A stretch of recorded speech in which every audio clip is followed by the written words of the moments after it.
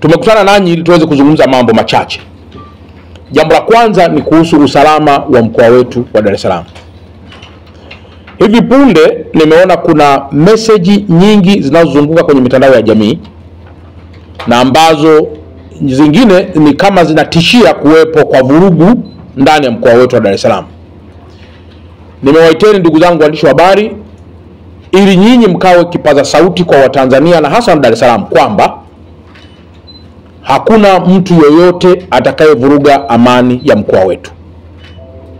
Jana tulitoa maelezo kadhaa na Sakap Mlilo ZPC wa kanda maalum ya Dar es Salaam alitoa pia maelezo kadhaa kuhusiana na usalama wa mkoa wetu.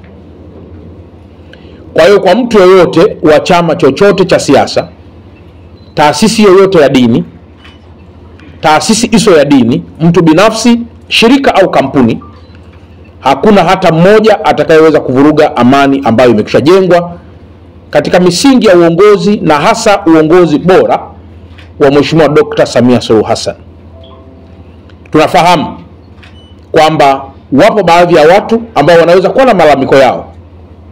Wazingatie sheria, wazingatie utaratibu wa namna ya kufikisha kwenye vyombo na taasisi zinazohusika na masuala ya malalamiko walionayo.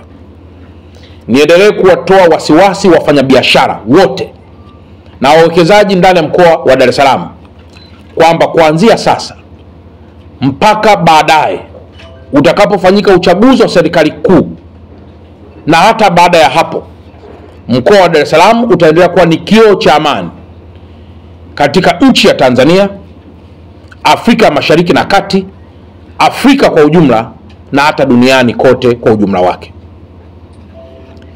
Lakini jambo la pili, ndugu zangu wanahabari, tumeona kwamba siku chache zilizopita mvua nyingi zinaendelea kunyesha ndani ya mkoa wetu.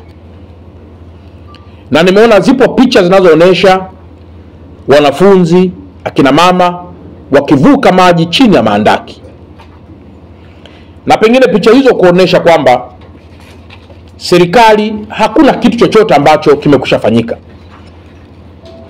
Naomba ndugu zangu waandishi wa habari niwape taarifa kwamba Dar es Salaam kwa sasa tunaendelea na utekelezaji wa miradi mingi ya madaraja, barabara za lami na zisizo za lami.